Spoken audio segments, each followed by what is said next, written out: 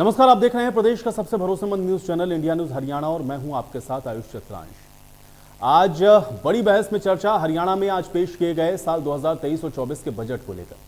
दरअसल हरियाणा के सीएम मनोहर लाल ने बतौर वित्त मंत्री सरकार का बजट पेश कर दिया है। इस बार 1,83,950 करोड़ रुपए के बजट का प्रस्ताव रखा गया है, जो कि पिछले बजट से 11.6% ज्यादा है। इस बजट में बुजुर्गों को तोहफा दिया गया है। बुढ़ापा पेंशन 2500 से बढ़ाकर के 2750 कर दी गई है। वरिष्ठ नागरिकों के रियायती किराए की पात्रता के लिए आयु की सीमा को 65 वर्ष से घटाकर 60 वर्ष करने का प्रस्ताव है। इस बार के बजट में अहम यह है कि कोई नया टैक्स नहीं जोड़ा गया है।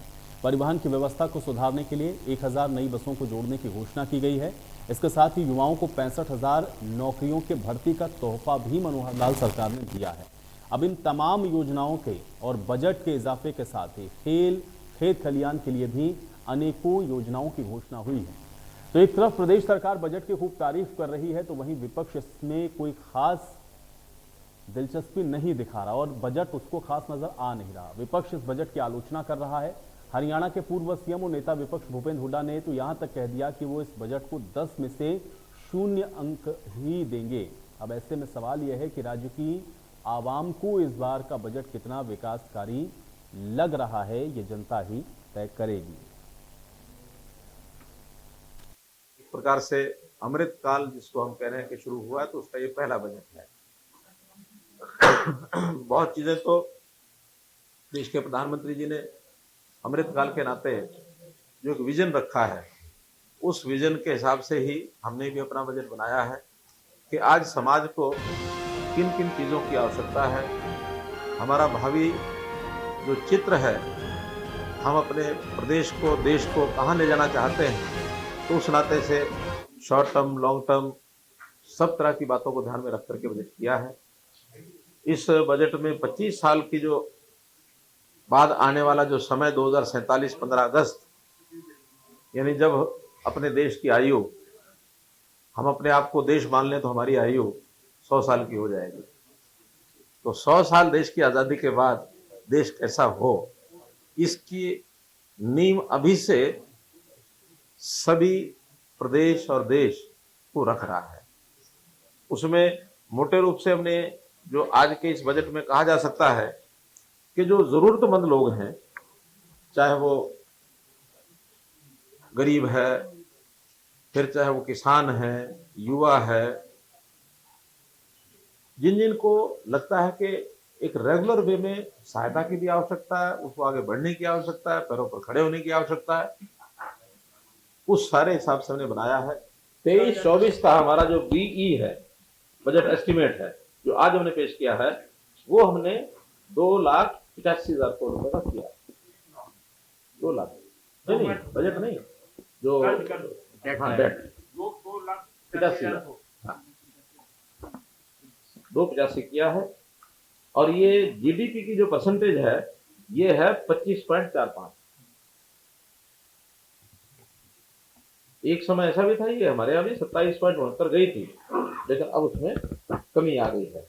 फिस्कल डेफिसिट जो है, जो 22-23 का 3% से ऊपर पहुंचा है, लेकिन अब फिर जो बजट अनुमान हमारा 2.96 पर है।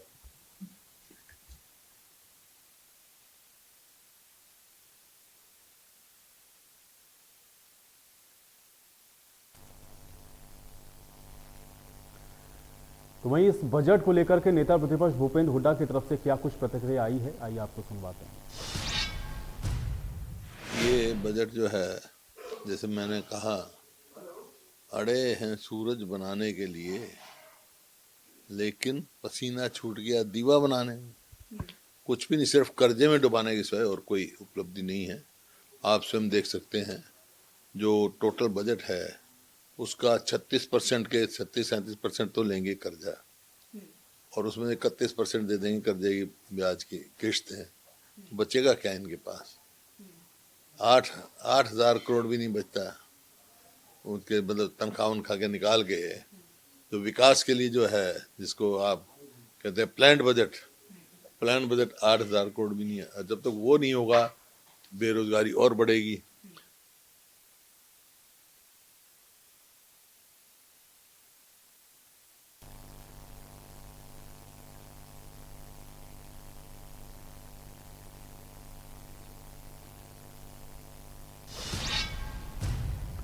बजट को लेकर के दीपेंद्र हुड्डा की तरफ से भी क्या कुछ कहा गया, आइए आपको सुनवाते हैं। देखिए, मैं इस बजट को इस सरकार का आखिरी बजट के रूप में देखता हूँ। ये इनका आखिरी अवसर था, कम से कम आखिरी बजट तो, क्योंकि आखिरी पूर्ण बजट था। अमित शाह कह के गए हैं कि भाई 7 चुनाव होंगे, क्योंकि उन्होंने हरियाणा की हवा देखी, वो अलग चुनाव के, अब तो उन्होंने खुद कहा कि तैयार रहो।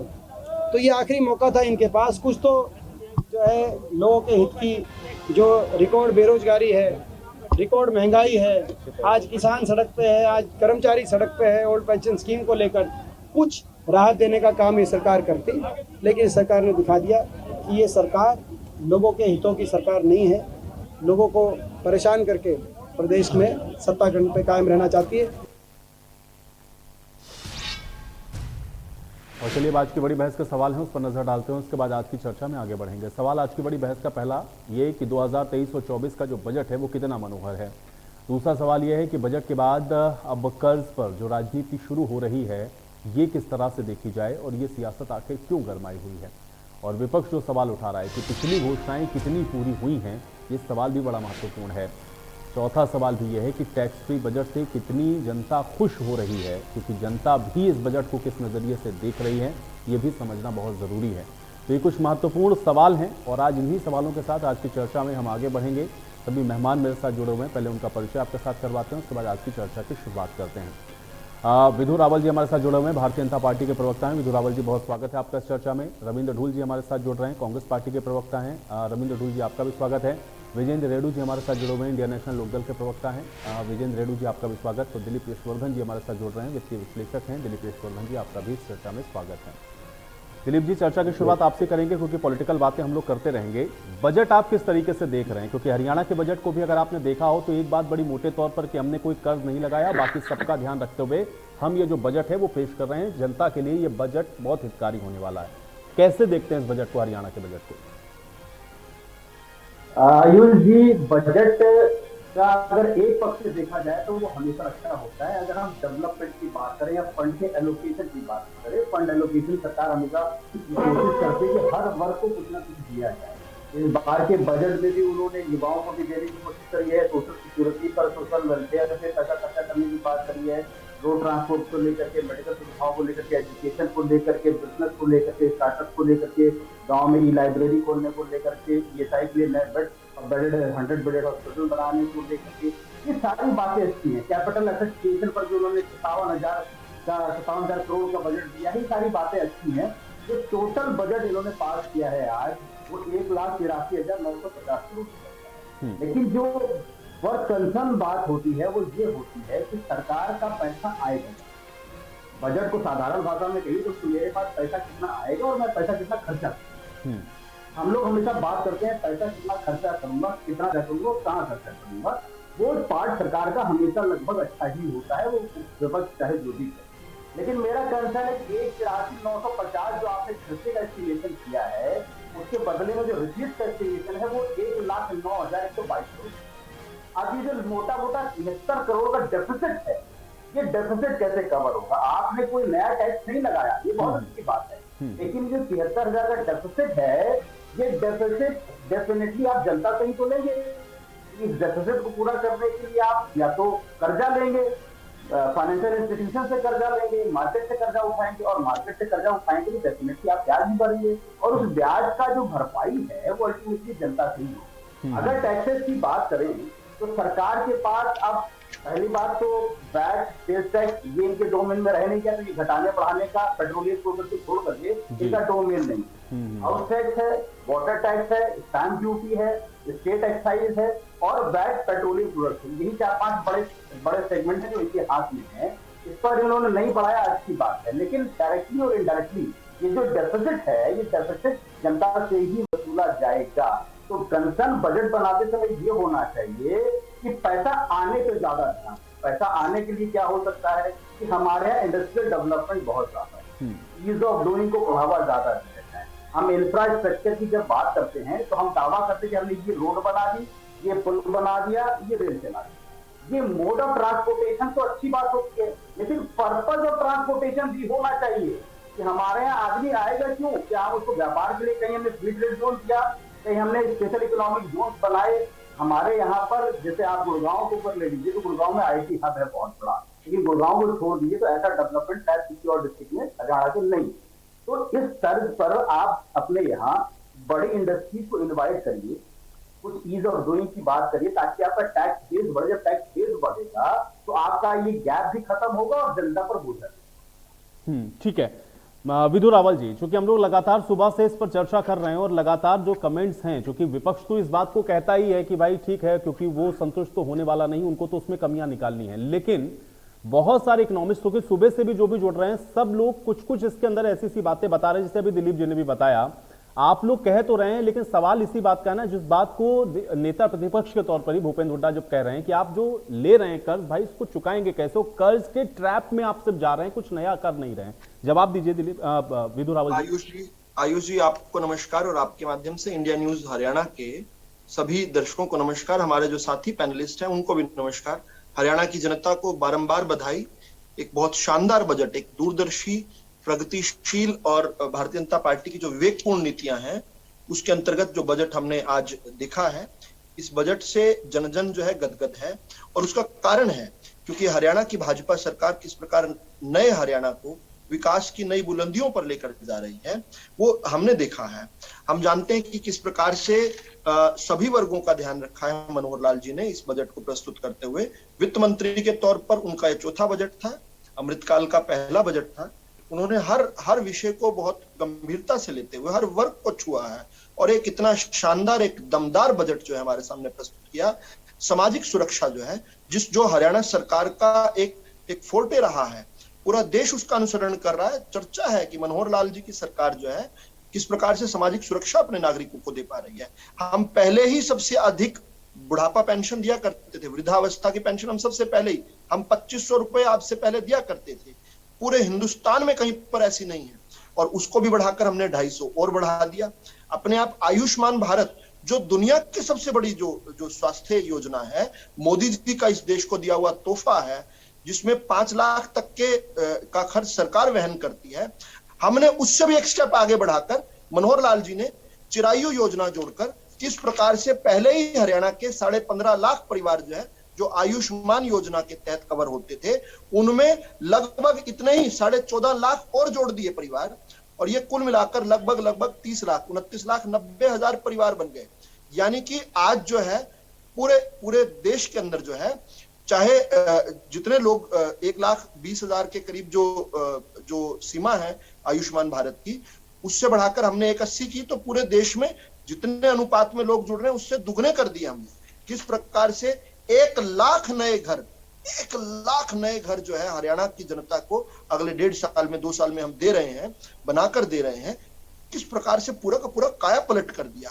65,000 नौकरियां, हम बात करते हैं 15-15 साल की हमारे विपक्षियों की, 10 साल कांग्रेस की और इंडियन नेशनल लोकदल की सरकारों में कुल मिलाकर 65,000 नहीं हुई।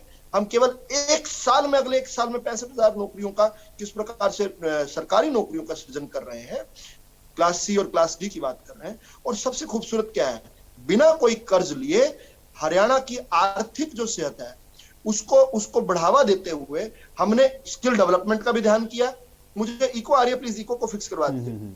ठीक है, स्किल डेवलपमेंट के माध्यम से, लेकिन आप कह रहे हैं बिना कर्ज लिए। भूपेंद्र हुड्डा तो कह रहे हैं इतना कर्ज चढ़ा दिया जितना तो हरियाणा की बनने के बाद से उन्होंने जब तक सत्ता छोड़ी नहीं तब तक नहीं था, उससे 4 गुना तो आप कर्ज बढ़ा चुके हैं, और आप कह रहे हैं कि आपने कर्ज नहीं लिया। देखिए, भूपेंद्र हुड्डा जी और उनके बेटे, उनके सुपुत्र दीपेंद्र हुड्डा जी का दर्द जो है वो सामने छलक कर आता है। उनको पहले ही हरियाणा की जनता 2 बार नकार चुकी है, आगे भी उनका कोई मामला दिख नहीं रहा है। तो वो दर्द छलकते हुए उन्होंने एक बात बड़ी ईमानदारी से कही, मैं उनकी बात सुनी। उन्होंने कहा, अड़े हैं सूरज बनाने में।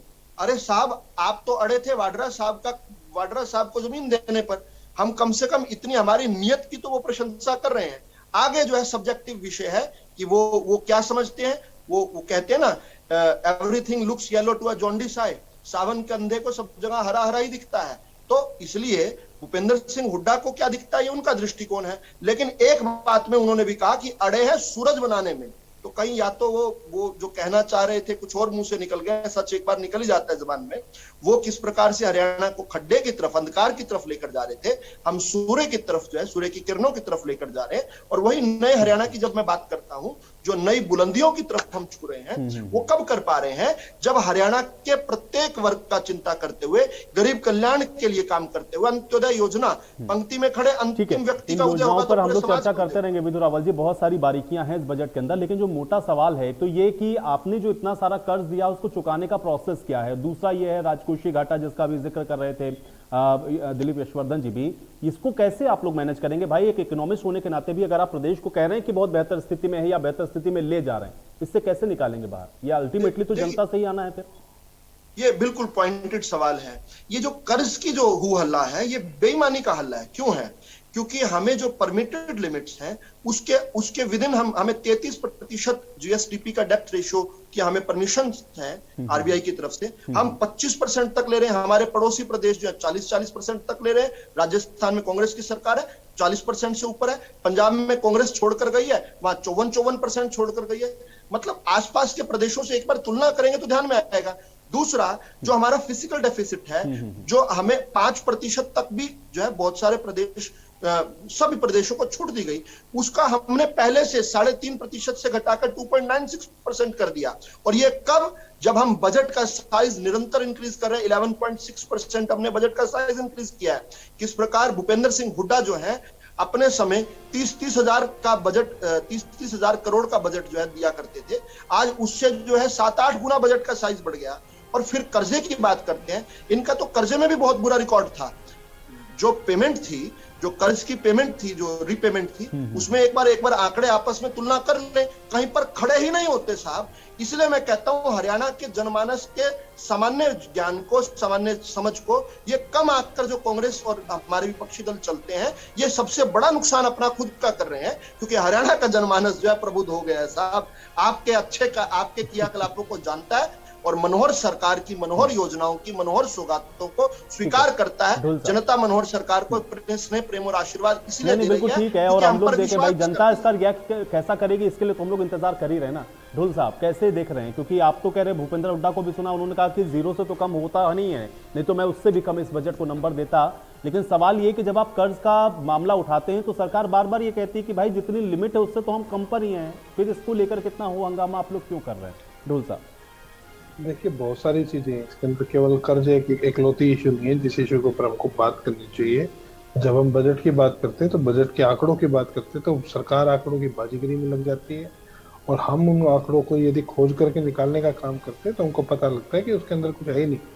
यदि हम प्रैक्टिकल बात करें तो केंद्र की जो इनकी खुद की योजनाएं जो है, जैसे राष्ट्रीय शिक्षा नीति लगा लीजिए, या फिर नेशनल जो हेल्थ की जो हमारी नीति है, उसके अनुसार भी आप बजट को खर्च करने का काम नहीं कर रहे।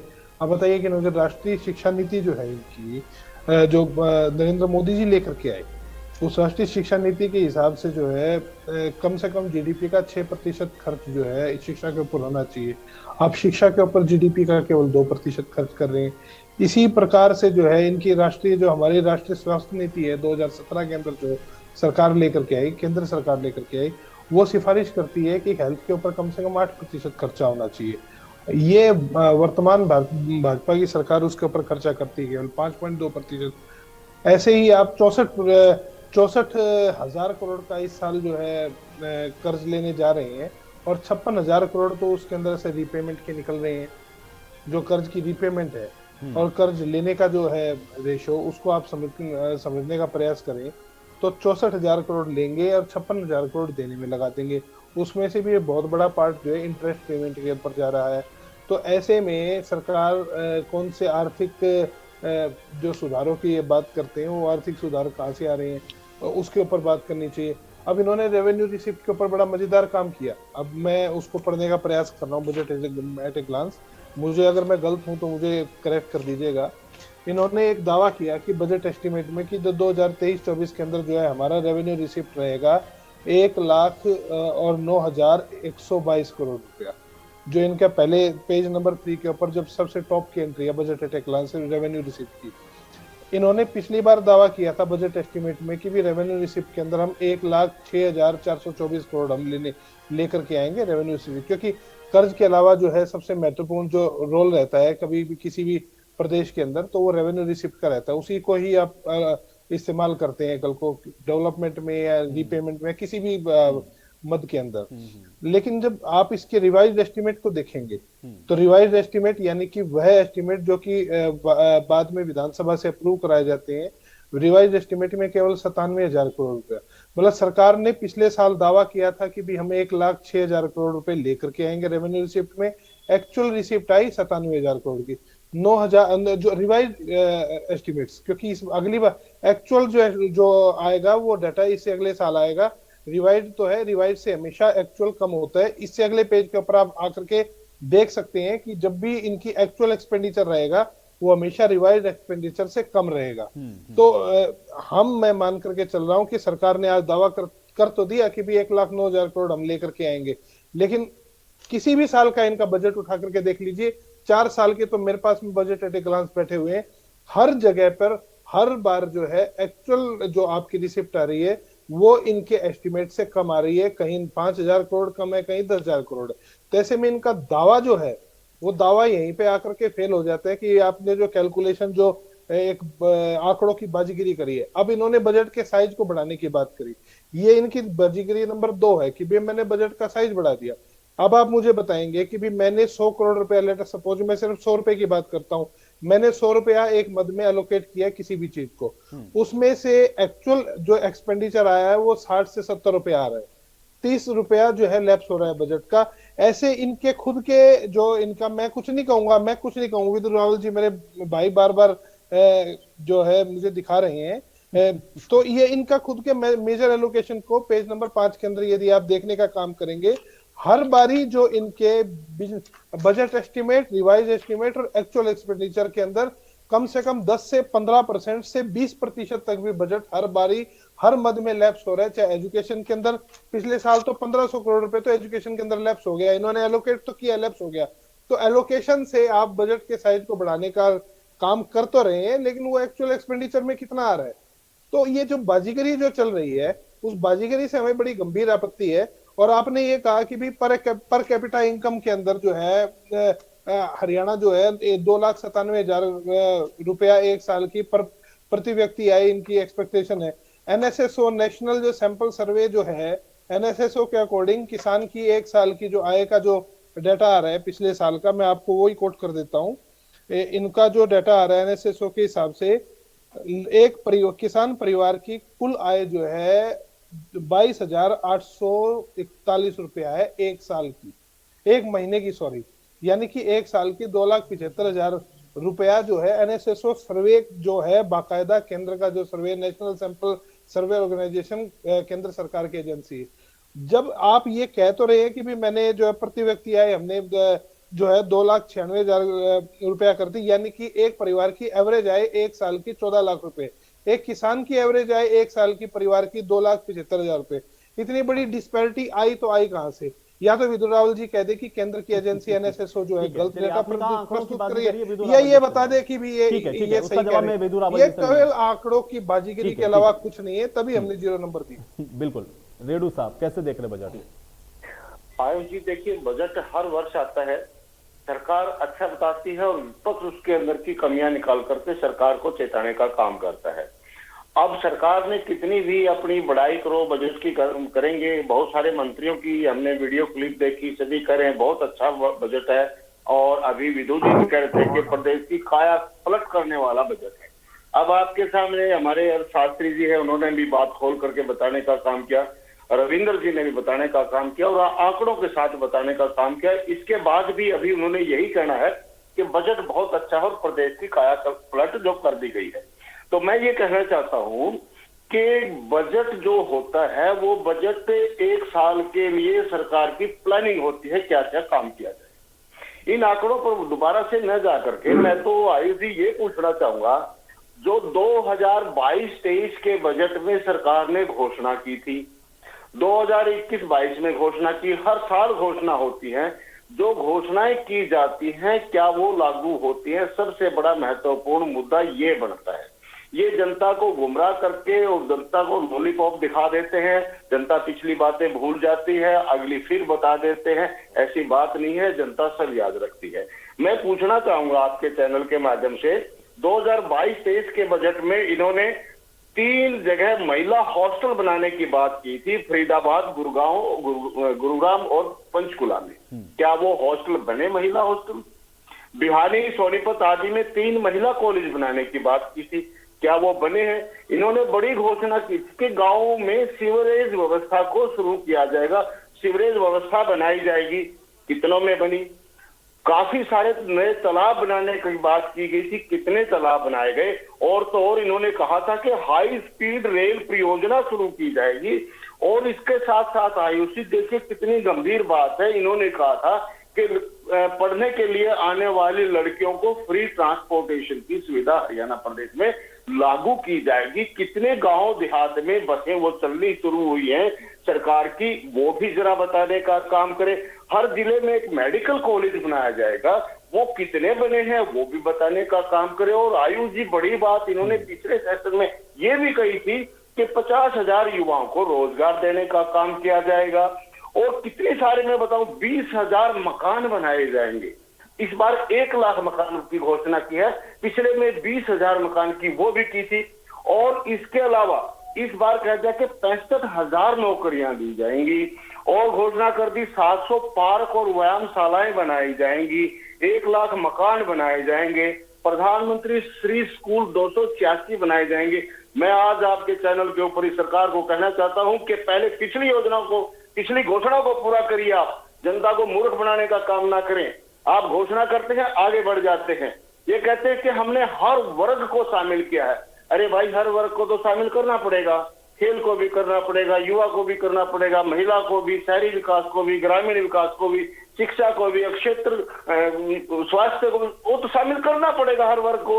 हर वर्ग को आपने पेंशन भी देनी है, आपने तनख्वाहें भी देनी है, आपने रूटीन के एक्सपेंसेस भी देने हैं, हर वर्ग को करना पड़ेगा शामिल। हर सरकार करती है, आपने कौन सा नया किया है? लेकिन उसे हर वर्ग में नया क्या किया है वो हमें बताइए ना, वो देश को बताइए ना, वो प्रदेश को बताने का काम करें ना, आपने नया क्या किया? जो बजट घोषणाएं थी उनमें से पूरा कितना किया या धरातल पर उतरी कितनी, उसका जवाब आप चाह रहे हैं, मैं उसका जवाब लूंगा। दिलीप जी, जनता तो समझ नहीं पाती भाई, ये कोई बजट के अंदर इतनी सारी चीजें हैं कि आम आदमी के समझ से भी चीजें परे होती हैं। वो ये समझना चाहते हैं उनको मिला क्या। और दूसरा ये कि आप इस बजट को, अगर मैं ये पूछूं कि 10 में से कितने अंक देते हैं तो आप इसको कितने अंक देंगे इस बजट को? पॉजिटिव और नेगेटिव साइड क्या है बजट के, थोड़ा बताएं।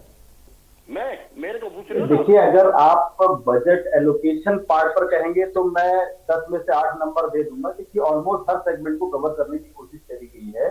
2 नंबर इसलिए नहीं दूंगा कि इंडस्ट्रियलाइजेशन को लेकर कोई बढ़ावा नहीं, और ये बहुत बड़ा ड्रॉबैक भी है। अगर मैं इंडस्ट्रियलाइजेशन पॉइंट ऑफ व्यू से देखूं तो मैं एलोकेशन को भी 5 ही नंबर दूंगा, 8 नहीं दूंगा, लेकिन ओवरऑल देखूंगा तो 8 नंबर दे दूंगा। जो रिसोर्सेज हैं हमारे, मतलब पैसा आने का जो पार्ट है, जो हमारा सोर्सेज ऑफ फंड है, उस पार्ट पर अगर मैं देखूंगा तो मैं 6 और 5 से ज्यादा नंबर नहीं दूंगा।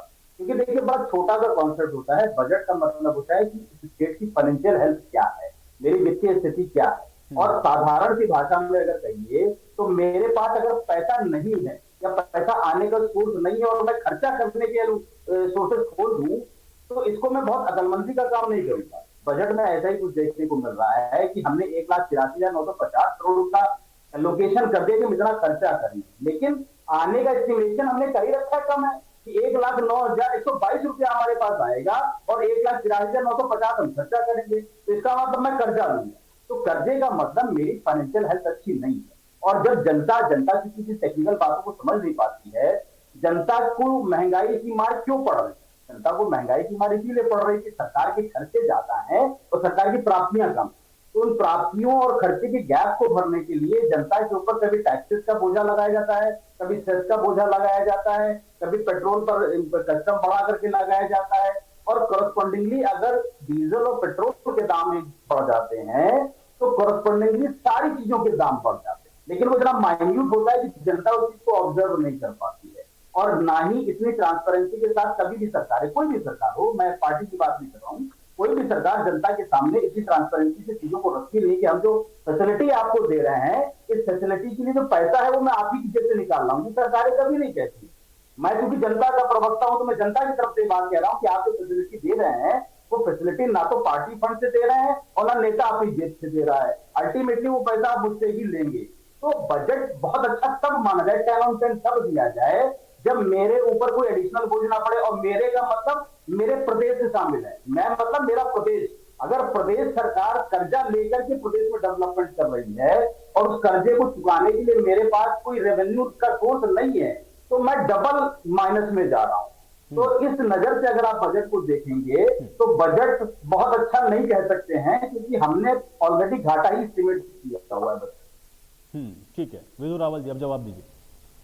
देखिए, एक चीज जो बड़ी मिस कर जाते हैं हमारे साथी लोग जब विश्लेषण करते हैं, वो सीधा सीधा गणित जो है वो 1,82,000-83,000 करोड़ में से 1,09,000 का सीधा सीधा गणित जो है मैथमेटिक्स में कर देते हैं। एक जो बड़ी इंपॉर्टेंट चीज जो मिस कर जाते हैं, जो बजट का एक्सपेंडिचर है वो जा कहां रहा है? वो ढांचागत विकास के लिए जा रहा है, कैपिटल इन्वेस्टमेंट के थ्रू जो है किस प्रकार से इंफ्रास्ट्रक्चर डेवलपमेंट के लिए जा रहा है। ये अपने आप में जो है प्रदेश के अंदर उन्नति के नए पथ खोलने के लिए है। ये भी एक जो है आगे जाकर आय के सोर्स बन रहे हैं।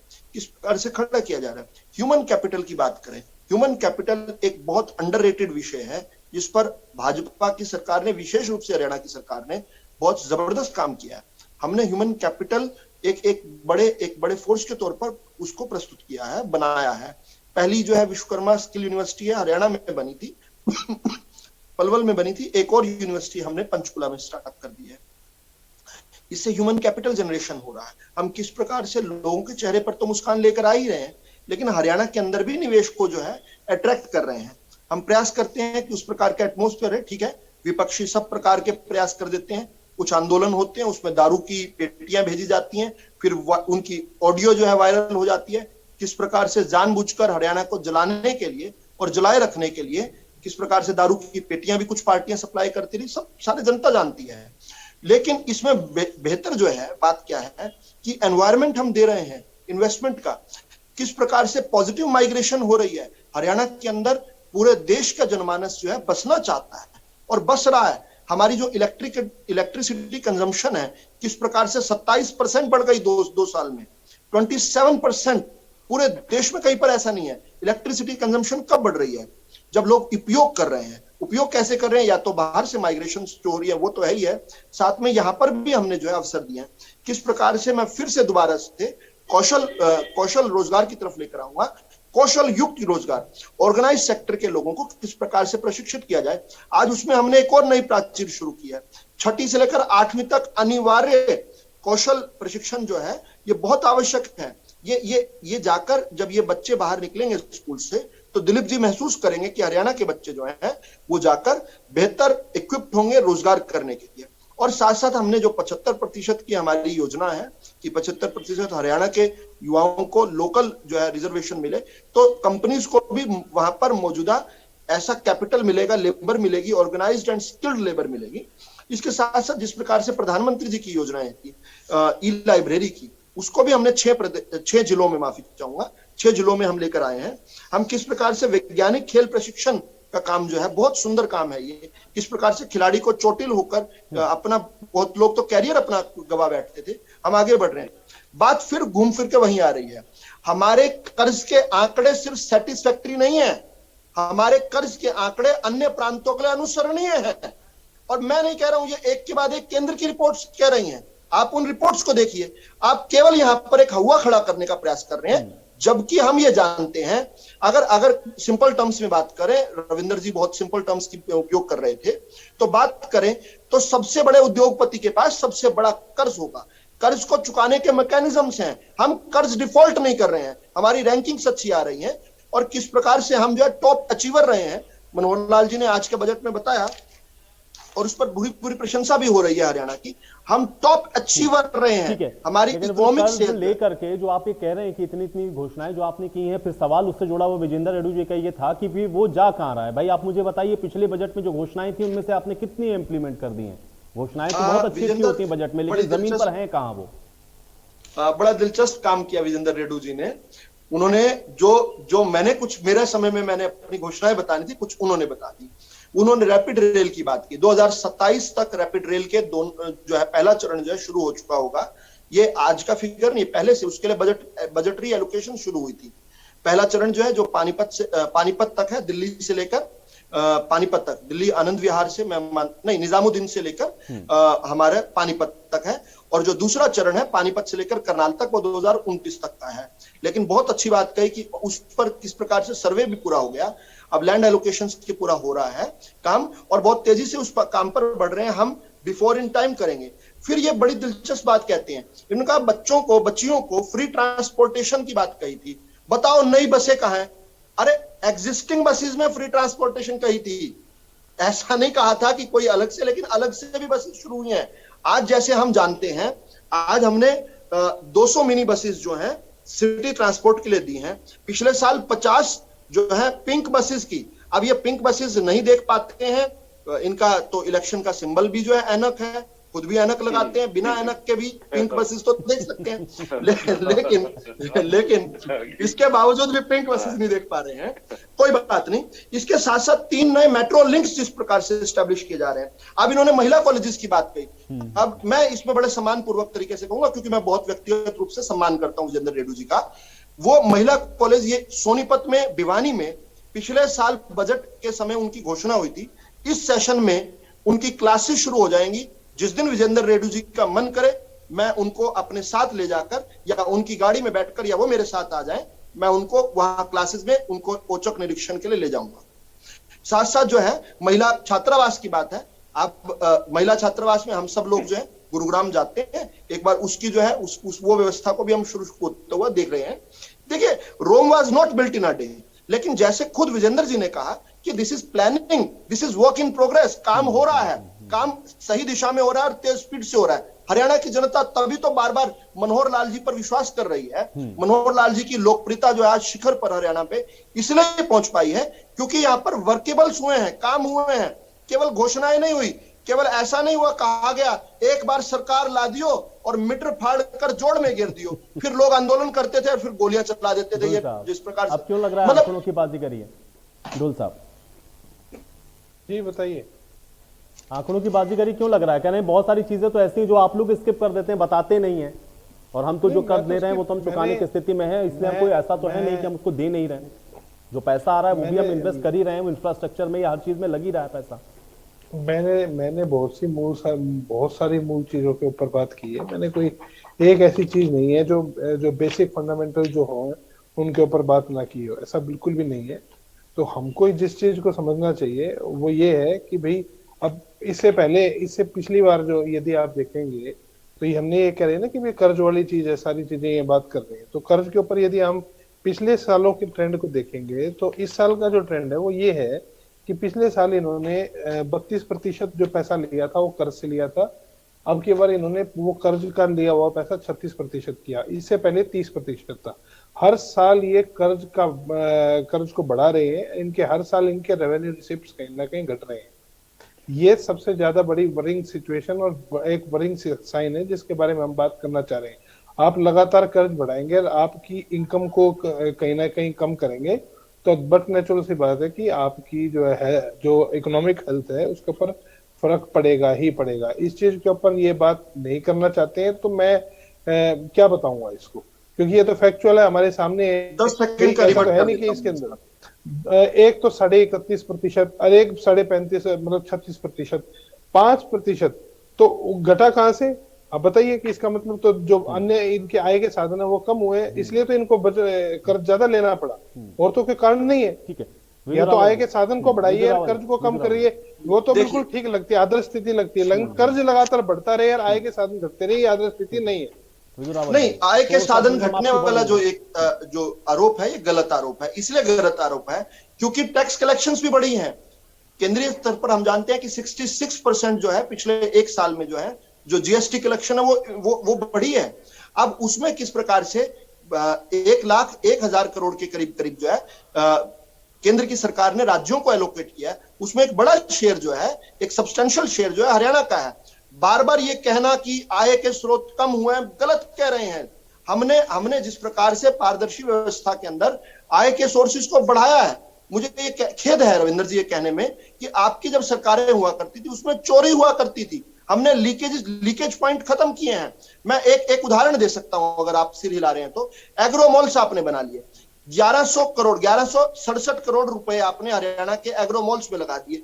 2014 तक, आप भी किसान के बेटे हैं, मैं भी किसान का बेटा हूं, और विजेंद्र जी भी जानते हैं, क्या एक भी दाना उन 1100 करोड़ रुपए जो खर्च हुए, एक भी दाना एग्रोमॉल्स में बिका?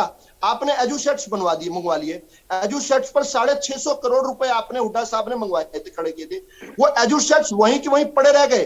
कोई एक जगह, कहीं पर एंटीना नहीं है, कहीं पर डिजिटल बॉक्स नहीं है, कहीं पर वो बच्चों के लिए आपने व्यवस्था के लिए, ये सब क्या होता था? ये कमीशन गिरी का खेल था।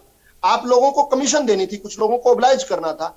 लेकिन फिर दोबारा से कहता हूं, कम से कम हरियाणा की जनता एक बात सोचकर सोती है कि उनके यहां पर नेतृत्व कौन कर रहा है? मनोहर लाल जी कर रहे हैं। मनोहर लाल जी का जिस प्रकार से इनकरप्टिबल जो एक जनता मानती है, जनता कस्में खाती है इस बात की, तो वो जो है एक बड़ा कॉन्फिडेंस लेकर आता है। इसीलिए टैक्स कलेक्शंस भी बढ़ रही हैं, इसीलिए हमारे आय के सोर्सेज बढ़ रहे हैं। साहब, आय के सोर्सेज कम नहीं रहे। आप एस्टिमेट को बार बार एस्टिमेट और एक्चुअल का फिगर कर रहे हैं। क्या हुड्डा साहब के समय कभी भी एक्चुअल जो एस्टिमेट से अधिक रहता था? एक एस्टिमेटेड है, और कई बार हमने अपनी फिगर्स को रिवाइज किया पॉजिटिवली भी, किस प्रकार से 2.96% का डेप्थ जो है उसको अधिक बता रहे हैं। तो आपकी जहां पर 2-3 जगह पर प्रदेश में सरकारें उनका मॉडल क्यों नहीं प्रस्तुत करते? अरे साहब, छत्तीसगढ़ में आज ही पढ़कर पता चला 350 रुपए वृद्धा पेंशन देते हैं आप, 350 रुपए। हम 2750 देते हैं, आप 350। क्या छत्तीसगढ़ में आटे का रेट, दाल का रेट क्या हरियाणा से कम है? 350 रुपए प्रति महीना देते हैं आप छत्तीसगढ़ में। राजस्थान में जहां आपकी सरकार 6000 देंगे, आज भी कह रहे थे। ठीक है, रविंद्र ढुल जी जल्दी से जवाब दीजिए। टैक्स कलेक्शन की इन्होंने कहा कि भी हमने टैक्स कलेक्शन को बढ़ाया है। इनका खुद का बजट कह रहा है कि बजट एस्टिमेट के अंदर और रिवाइज्ड एस्टिमेट के अंदर पिछले साल इनका टैक्स रेवेन्यू जो था 75,714 करोड़ था, और अब के बारे में टैक्स रेवेन्यू इन्होंने दिखाया है 86,880 करोड़ जो है एस्टिमेटेड, और पिछली बारी जो एस्टिमेटेड था 82,000 करोड़ था। यानी कि पिछली बारी 82,000 से आप घट करके 75,000 आपका एक्चुअल एस्टिमेट, एक्चुअल जो रिवाइज्ड एस्टिमेट में आया, तो एक्चुअल नेचुरल सी बात है नीचे रहेगा। तो ऐसे में इनके टैक्स कलेक्शन में कहाँ पे, कौन सी जगह पे बढ़ोतरी हुई है इनके बजट के अंदर दिखा तो थे। 75,000 से बढ़ाकर 86,000 कर दिया सरकार, 82,000 से बढ़ा करके 86,000। ये तो आपका रिवाइज्ड एस्टिमेट है। प्लीज नहीं, रिवाइज्ड एस्टिमेट के बात करिए। हुआ ना एक्चुअल एस्टिमेट, आपका इस साल का रिवाइज एस्टिमेट नहीं आया। रविंद्र जी इस साल का रिवाइज एस्टिमेट अगले साल आएगा। आप ये भी जानते हैं, इसके अलावा पिछले साल के बजट एस्टिमेट की बात करिए, इस साल के बजट एस्टिमेट की बात करिए। पिछले साल के रिवाइज एस्टिमेट और इस साल के बजट एस्टिमेट को कंपेयर नहीं कर सकते। रेडू साहब, एक चीज आपके लिए भी आई थी कि भाई आप देखना नहीं चाहते हैं, और अगर आप देखेंगे तो आपको पता चलेगा ना कि पिछली बार की घोषणाएं कहां कहां ग्राउंड पर उतरी हैं। रेडू साहब, ये बिल्कुल सरासर झूठ बोल रहे हैं विदु जी। यहाँ पर कोई घोषणा कहीं लागू नहीं हुई है, कोई काम पूरा नहीं हुआ है। और दूसरी बात, जो 2-3 बातें इन्होंने मेरी उठाई है, मैं उन्हीं को रिवाइज कर देता हूँ। आपको भी याद होगा, आपको तो हमसे भी ज्यादा ध्यान में होगा आयुष जी, आपने तो न्यूज भी चलाई होंगी काफी, और उसके ऊपर काफी लंबी डिबेट भी चली होगी। घोषणा हुई थी कि सेपरेट बस चलेगी लड़कियों के लिए, और उसमें एक महिला कर्मचारी सुरक्षा गार्ड के तौर पर भी रहेगी। ये घोषणा हुई थी, और ना तो सुरक्षा गार्ड ना वो बसें चली हुई है। और दूसरी बात, हाँ यही हुई थी, इन्होंने कहा कि 2027 तक मेट्रो रैपिड या जो रैपिड ट्रेन है वो 2027 तक उसका कार्य शुरू कर दिया जाएगा। और अभी तो उसका सर्वे चल रहा है। ये खुद इसने मान लिया कि अभी तक उसमें किसी प्रकार का कोई काम नहीं हुआ। अब आंकड़ों की बात तो देखिए, इन्होंने सारी की सारी बातें रख दी है। मैं तो ये कहना चाहूंगा कि मेरे भाई जो कहो उनको पूरा करके दिखा, आपको लगता कि बन जाएगा। हाँ, अब इसको देखिए, ये कह रहे हैं कि हमने जो ना रिसिप्ट बढ़ा ली, हमने जो ना बजट का जो वो बढ़ा दिया है। अब आज हरियाणा प्रदेश को 21,250 करोड़ रुपए का तो ब्याज का भुगतान करना है। 33,220 करोड़ रुपए लोन इन्होंने चुकाने के लिए इस बजट में प्रावधान किया है। 1,83,00,000 में से लगभग ये चले गए, इसमें 1,83,000 में से तो लगभग 60,000 करोड़ तो ये चला गया रुपया। बचा क्या प्रदेश के लिए? और कैपिटल एक्सपेंसेस के लिए बात करते, कैपिटल एक्सपेंसेस हम करते हैं जिससे इनकम बढ़ती है प्रदेश की। अरे भाई, पिछली साल आपने 56,000 करोड़ लोन लिया था, 55,000 करोड़ जो है ना लोन उतारने में लगा दिया था। इस बार आप 64,000 करोड़ लोन ले रहे हो, 56,000 करोड़ लोन उतारने में लगा रहे हो। तो कौन सा कैपिटल आप जो है ना एक्सपेंडिचर इंफ्रास्ट्रक्चर बढ़ाने का काम कर रहे हो? कहाँ बढ़ रहा है? इतना लोन किससे लिया था, इस बार उससे ज्यादा लोन ले रहे हो। तो वो जो पहले लोन लिया था उससे कितना रेवेन्यू बढ़ा हमारा, उसको भी बजट में बता देते, प्रदेश को पता लगता भाई लोन ले रहे हैं तो कोई बात नहीं, प्रदेश की इनकम भी बढ़ती जा रही है। वो कितनी इनकम बढ़ी वो तो आपने बताया ही नहीं, वो बताना चाहिए था आपने। ठीक है और रेणु साहब, अब इसके आप किसी बात के साथ चर्चा मुझे यहीं समाप्त करनी पड़ेगी, मेरे पास समय नहीं। आप लोग का शुक्रिया अपना समय निकालने के लिए, चर्चा का हिस्सा बनने के लिए। हालांकि बजट भी पेश हो गया है, सरकार के अपने दावे भी हैं, विपक्ष के अपने ऐतराज भी हैं, और अब तय जनता को यह करना है कि ये बजट उनके लिए कितना हितकारी है। आज बड़ी बहस में मेरे साथ फिलहाल इतना ही।